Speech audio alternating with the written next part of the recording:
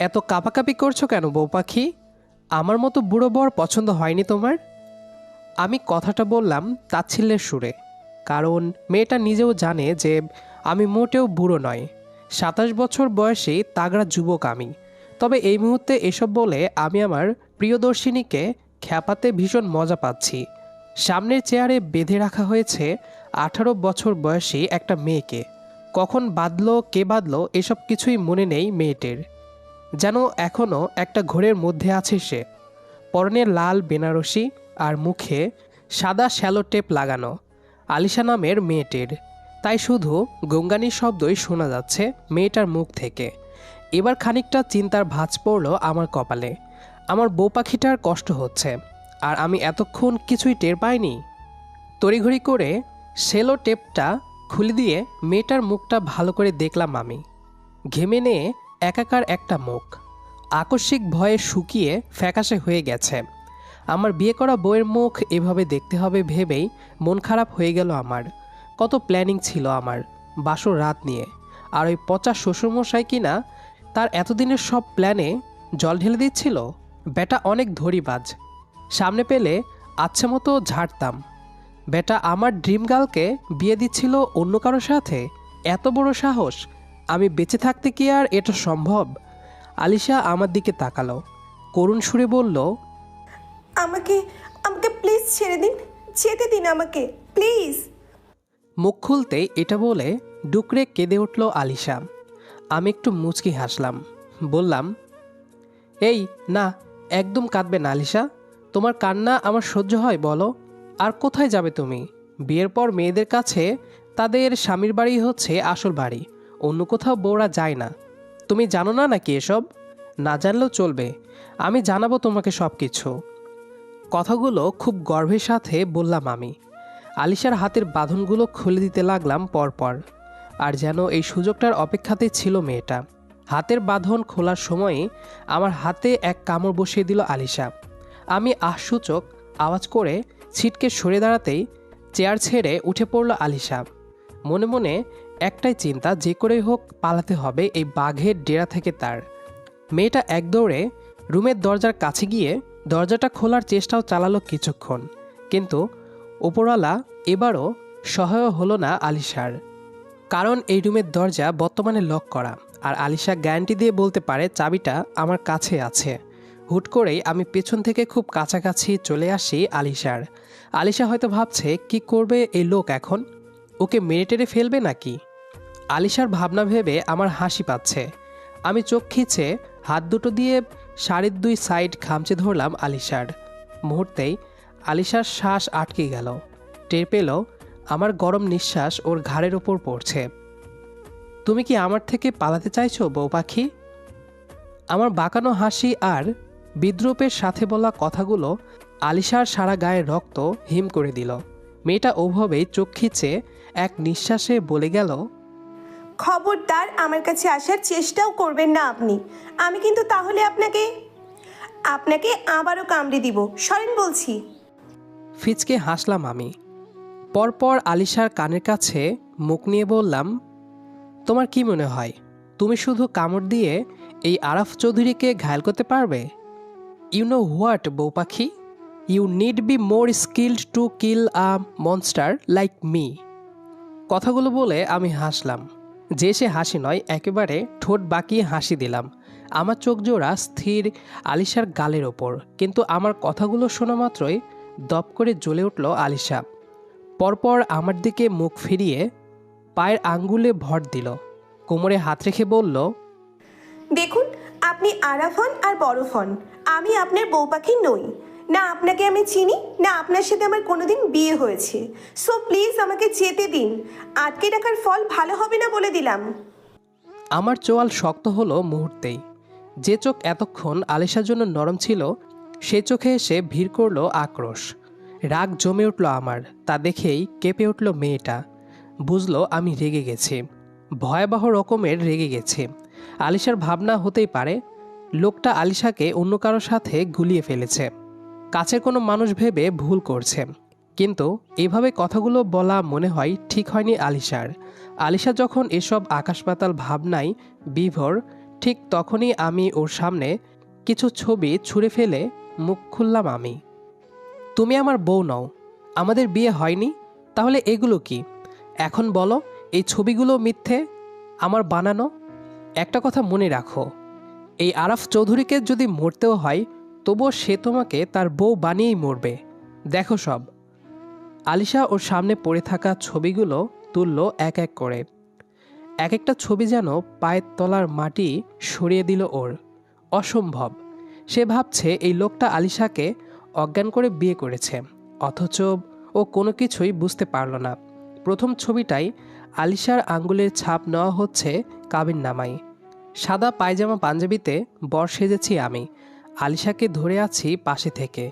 এই মুহূর্তে ছবিটি ক্যামেরাবন্দি করা হয়েছে, কিন্তু আলিশার এসব কিছুই মনে নেই। কি করে মনে থাকবে? ওর তো জ্ঞানই ছিল না তখন।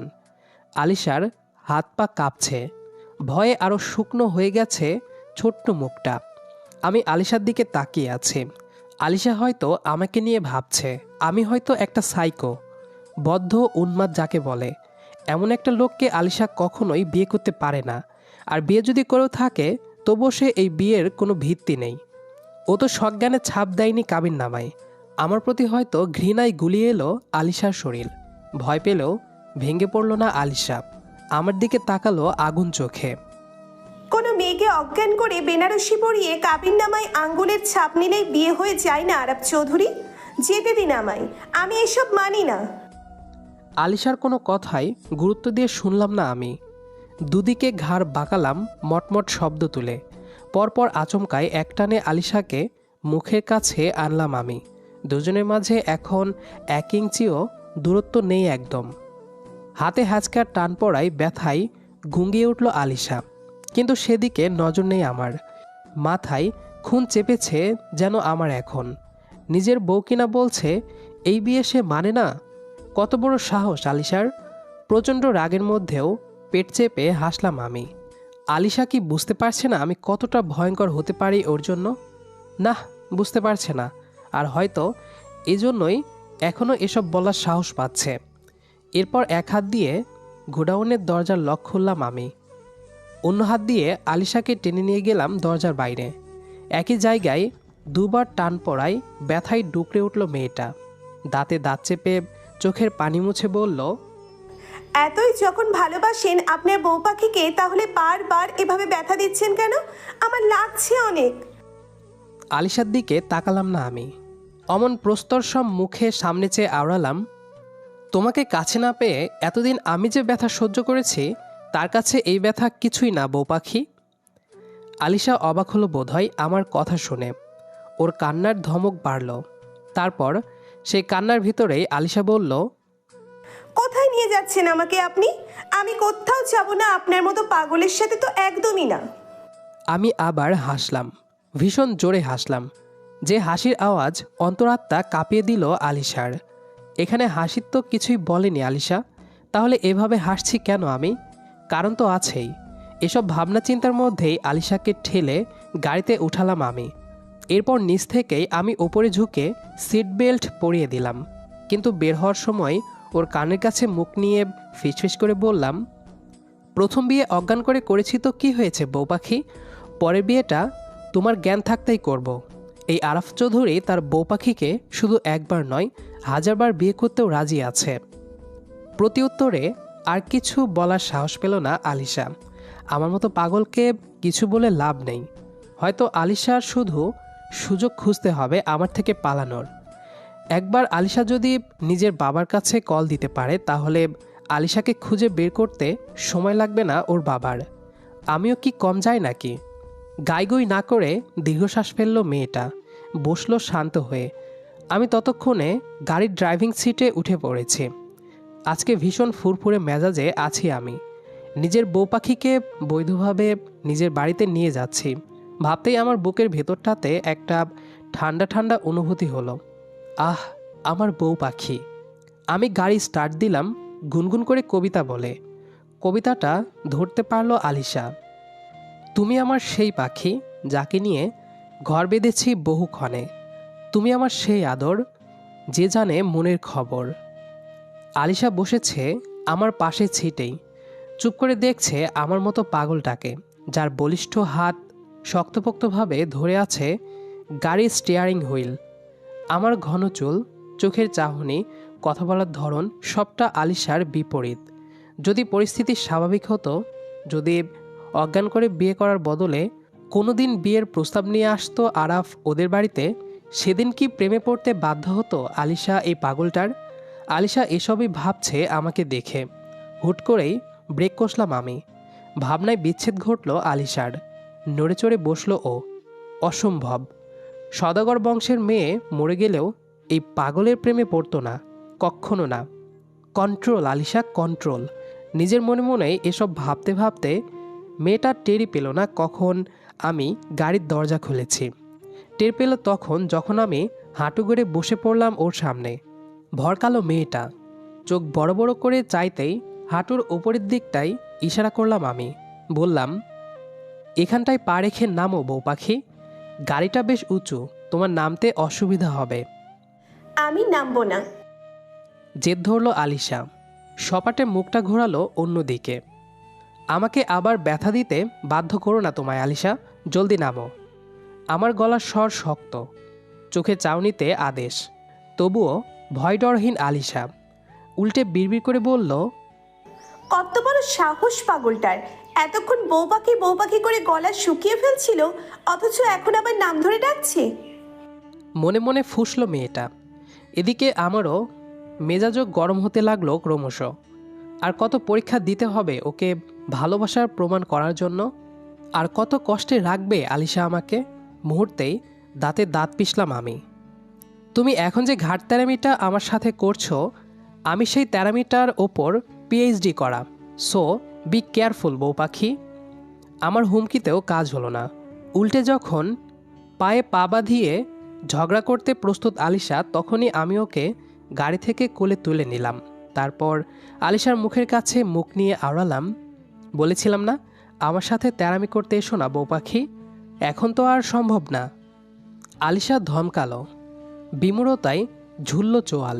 এতটাও আশা করেনি ও। এ তো দেখি মারাত্মক লেভেলের পাগল। আলিশা ভাবছে এসব। আলিশাকে কোলে নিয়েই বাড়ির দরজার সামনে আসলাম আমি। তারপর এক পা দিয়ে বাড়ির দরজায় সজোরে এক লাথি দিলাম। মুহূর্তেই দুপাশে সরে গেল চৌধুরী বাড়ির দরজা। বিকট শব্দে কেঁপে উঠল আলিশা সহ বাড়ির সকলে। হন্তদন্ত হয়ে ছুটে আসলো আমাদের সামনে। আমার দাদি, মা, বোন সবাই অবাক। আমার মা ফারহানা আফরোজ আলিশাকে দেখেই মুখে আঁচল চাপলেন। ছেলেটা আবার কি পাগলামি করে এসেছে কে জানে। অস্পষ্টে আওড়ালেন, এসব কি বাপ, কাকে নিয়ে এসেছিস তুই? আমার কপালে ভাঁজ। চসূচক শব্দ করে বলল, আশ্চর্য তো মা, কোলে করে তো পাশের বাড়ি কুদ্দুসের বউকে নিয়ে আসা যাবে না, অবশ্যই নিজের বউকে এনেছে। ছেলের কথা শুনে আতকে উঠলেন ফারজানা। অথচ আমার দাদি ফরিদা পারভিন ফোকলা দাঁতেই হাসলেন। তারপর তাগাদা দিয়ে বললেন, আহা বৌমা, আগে ওপরে ঘরে যাইতে দাও তো। দাদু ভাই সে কখন থাইকে নাত বউরে কোলে নিয়ে দাঁড়াইয়া রইছে। আলিশার মুখ কিঞ্চিত ফাঁক বিস্ময়ে। দাদি তো দেখি নাতির এক কাঠি ওপরে। আমাদের কাজের মেয়েটাও মিটিমিটি হাসছে আমাদের দেখে। লজ্জায় পড়ে আমার কানের কাছে মুখ নিল আলিশা। চোখ খিচে ফিসফিস করে বলল, আপনি কি পাগল? প্লিজ আমাকে নামিয়ে দিন, প্লিজ। আপনার সব কথা শুনবো আমি, কিন্তু দয়া করে আমাকে আর লজ্জায় ফেলবেন না। আমার অভিব্যক্তি নিরেট। সেভাবেই কাঁধ উঁচিয়ে বললাম, টু লেট বউ পাখি, তখন তেরামি না করলেই পারতে, তাহলে আর এখন এভাবে লজ্জায় পড়তে হতো না, আর এই পাগলটার পাগলামিও দেখতে হতো না। তারপরেই উপরতলায় যেতে সিঁড়িতে পা বাড়ালাম আমি। আর তখনই সামনে এসে দাঁড়ালো আমার বাবা আহনাফ চৌধুরী। দরাজ গলায় বললেন, দাঁড়াও দাঁড়াও, বাগড়ার মধ্যে একটা সীমা থাকা উচিত। আমার অনুমতি ছাড়া কোথায় যাচ্ছ তুমি? মেরে তোমার। বাবার কথা শেষ করতে দিলাম না আমি, তার আগেই বলে উঠলাম, তোমাকে নাতি নাতনি গিফট করতে যাচ্ছি বাবা, এখন প্লিজ ছেড়ে দাও, নয়তো সব এনার্জি এখানে শেষ হয়ে যাবে। বাবা লজ্জায় আর কথা বলল না, সামনে থেকে চলে গেল। আলিশার লজ্জায় কারো দিকে তাকাতে পারছে না। এটা কেমন ছেলে রে!